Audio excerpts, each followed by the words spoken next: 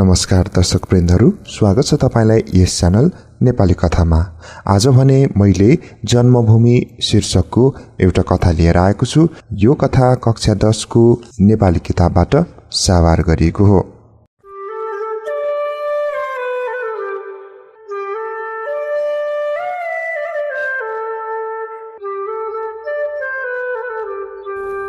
अलि पर बानर फौजका साथमा सबैजना मस्त निन्द्रामा थिए। बीचमा लक्ष्मणसँगैको ओछ्यानमा सुतेका रामचन्द्र पनि आनन्दले निदाइरहेका थिए। बायाँपट्टिको ओछ्यानमा सुतेका सुग्रीव र हनुमान पालै पालो घुवार घुवार घुरिरहेका थिए। दायाँपट्टिको ओछ्यानमा एक्लै सुतेका विभीषण छिनमा दायाँ र छिनमा बायाँ फर्किन्थे। बेला बेला टाढा कतै कुकुर भुकेको आवाज सुनिन्थ्यो। लक्ष्मण भने निदाएका थिएनन्। आज मात्र हो र वनवासमा आएदेखि नै उनी राम्ररी सुतेका थिएनन्।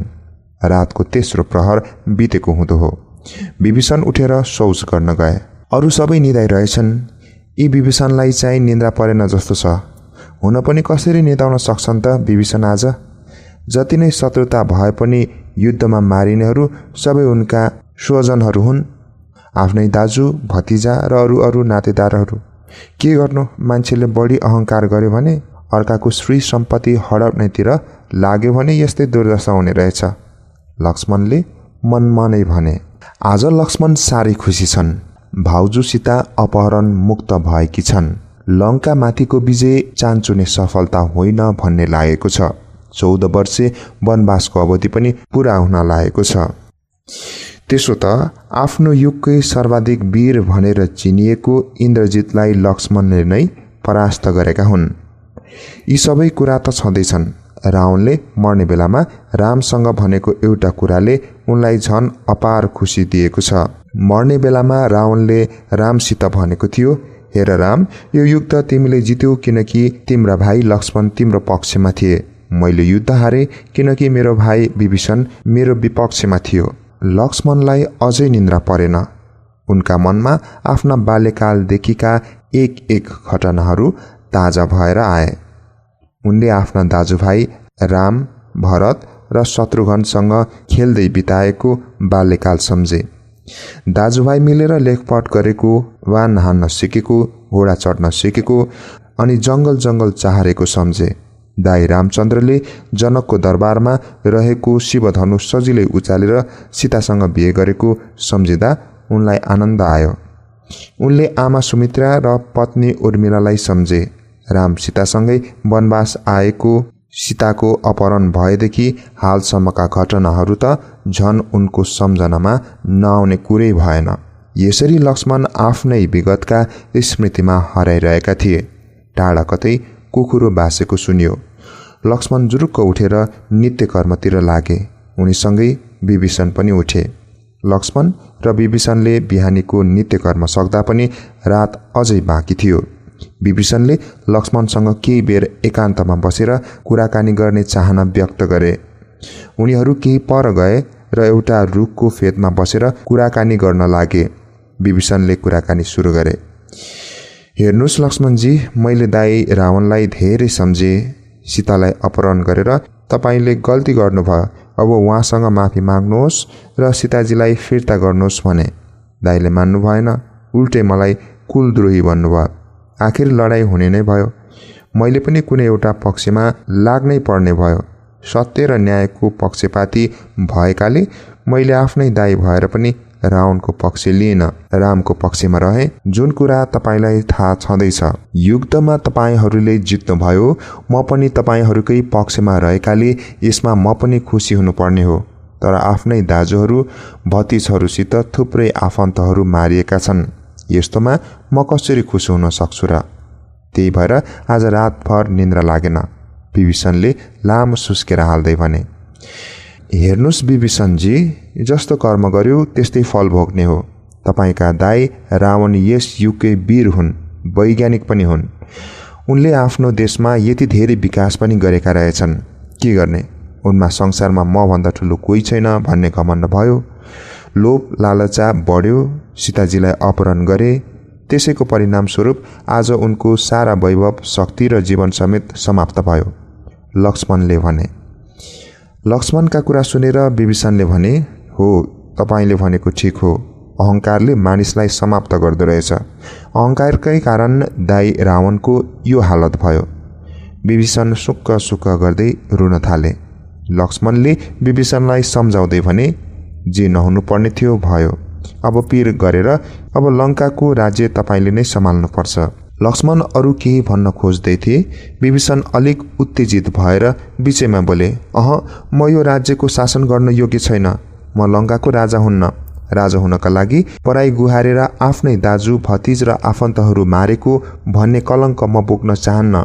यो राज्यको हक अब तपाईँहरूको हो। तपाईँहरूले जितेको राज्य तपाईँहरूले नै चलाउनुहोस्। म सहयोग गरौँला। विभीषणलाई सम्झाउँदै लक्ष्मणले भने, ठुला दाई रामचन्द्र कहिले फर्किनुहुन्छ भनेर माइला दाई भरत प्रतीक्षामा हुनुहुन्छ। जति सक्दो चाँडो रामलाई राजा बनाउने अयोध्यावासीको चाहना छ। फेरि उहाँमा राजकाज र सुख सयलप्रति त्यस्तो मोह पनि देख्दिन। भोलि जनताले कर गरे भने अयोध्याको राजा हुनुहोला, तर लङ्कामा राज गरेर बस्नुहोला भन्ने लाग्दैन। त्यसैले रावणको सबैभन्दा नजिकको उत्तराधिकारी तपाईँ नै अब लङ्काको राजा हुनुपर्छ। फेरि विभीषणले भने, लडाइँमा जितेको भूभाग स्वत विजेताको हुन्छ। त्यसैले अब लङ्काको अधिपति हुने हक पनि रामचन्द्रकै हो। अयोध्यामा भरत राजा छँदैछन्। त्यसैले आफूले जितेको राज्यमा राजा हुनु रामचन्द्रका लागि स्वाभाविक हुन्छ। यदि रामचन्द्रले मान्नु भएन र उहाँ अयोध्या जानु नै भयो भने तपाईँ लङ्काको राजा हुनुपर्छ। इन्द्रजित जस्ता वीरलाई पराजित गर्नुभएकाले तपाईँलाई यो हक पनि छ। विभीषणको प्रस्ताव सुनेर लक्ष्मणले भने, विभीषणजी, तपाईँले हामीप्रति गरेको सहयोग र सम्मान अविस्मरणीय छ। तपाईँको प्रस्ताव म दाइलाई सुनाउँछु। यदि उहाँले मान्नुभयो भने ठिकै छ। उहाँ लङ्काको राजा हुनुहोला। म चाहिँ कुनै पनि हालतमा राजा भएर यता रहने छैन। लक्ष्मण र विभीषण कुरा गर्दै थिए। टाढा कतै कुखुराका भालेहरू बासेको सुनियो। उज्यालो हुन लागेछ भन्दै विभीषण आफ्नै कामतिर लागे।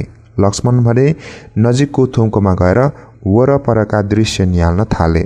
लक्ष्मणको ध्यान लङ्काको उत्तर पूर्वी भागमा फैलेको विशाल समुद्रतिर गयो। त्यति नै बेला पूर्व क्षितिजबाट समुद्रको पानीमाथि सूर्य टुप्लुक्क देखा पर्यो। सूर्यको लाली किरणले समुद्रको पानीमा इन्द्रनी देखियो। समुद्री जनावरहरू चलमलाउन थाले जस्तो देखियो। सूर्यको किरणहरू फैलिँदै लङ्का सहरमा आइपुग्यो। सुनै सुनले बनेका लङ्काका घरहरू टलक्क टल्किए। आहा, कति सुन्दर, लक्ष्मणले मनमनै भने। लक्ष्मणले पछाडिबाट कसैले बोलाएको सुने। फर्केर हेरेको त दाजु रामचन्द्र रहेछन्। रामचन्द्रले लक्ष्मणलाई आफू नजिकै बोलाए र भने, लङ्का त साह्रै सुन्दर पो रहेछ। हो दाजु, अब यो सुन्दर लङ्काको राजा तपाईँ हुनुहुनेछ।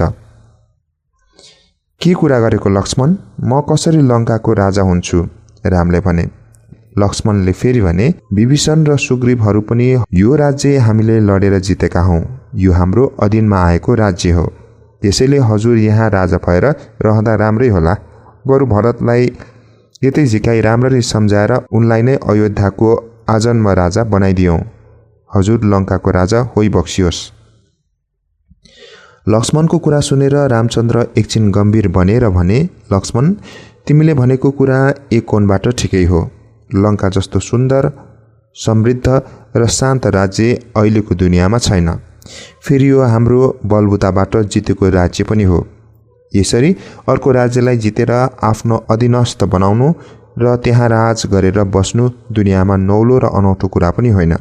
त्यसैले तिमीले भनेको कुरा आफ्ना ठाउँमा ठिकै छ। यति हुँदाहुँदै पनि म लङ्कामा राज गरेर बस्दिन। एकैछिन सोचेर रामचन्द्रले फेरि भने, लक्ष्मण, तिमीले स्वर्गको बयान सुनेका हौला। शास्त्रहरूमा वर्णन भएअनुसार सुखै सुखको नाम नै स्वर्ग हो। त्यसैले मानिसहरू मरेपछि स्वर्ग जान खोज्छन्। भाइ लक्ष्मण, संसारमा त्यस्तो स्वर्गभन्दा पनि उत्तम ठाउँ भनेको जन्मभूमि हो। मेरो विचारमा जननी र जन्मभूमि स्वर्गभन्दा पनि महान छन्। यसको मतलब जन्मभूमि भनेर सधैँ त्यही टाँसिरहनुपर्छ भन्ने होइन।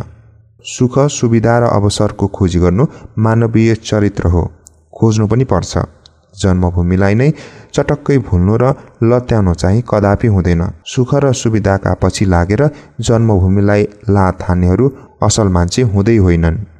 त्यसैले लङ्कामा जतिसुकै वैभव भए पनि यो हामीले जितेर पाएको भए पनि हाम्रो जन्मभूमि अयोध्याभन्दा प्यारो हुन सक्दैन। भाइ, हामीले हाम्रो जन्मभूमि छाडेको पनि 14 वर्ष हुन लाग्यो। अब हामी अयोध्या फर्कनुपर्छ। हामीले हाम्रै जन्मभूमिलाई स्याहार्नुपर्छ, सिँगार्नुपर्छ। रामचन्द्रको कुराले लक्ष्मणको चित्त बुझ्यो। उनीहरू अयोध्या फर्किने भए। रामचन्द्रले सम्झाइ बुझाइ गरेपछि विभीषण लङ्काको राजा हुन तयार भए। राम, लक्ष्मण र सीता अयोध्या फर्के। अयोध्यावासीले उनीहरूलाई भव्य स्वागत गरे। त्यसपछि रामचन्द्र अयोध्याको राजा भए। उनले सदैव जनताको निर्णयलाई आत्मसात गरे। उनी एउटा असल र आदर्श शासकका रूपमा स्थापित भए। उनको शासन व्यवस्था अरूका लागि पनि अनुकरणीय बन्यो। त्यसैले हरेक असल राज्य व्यवस्थालाई राम राज्य भन्न थालियो। यसरी लङ्काको सारा वैभव त्यागी आफ्नो जन्मभूमिमा फर्किएर जनभावनाको कदर गर्दै शासन गरेका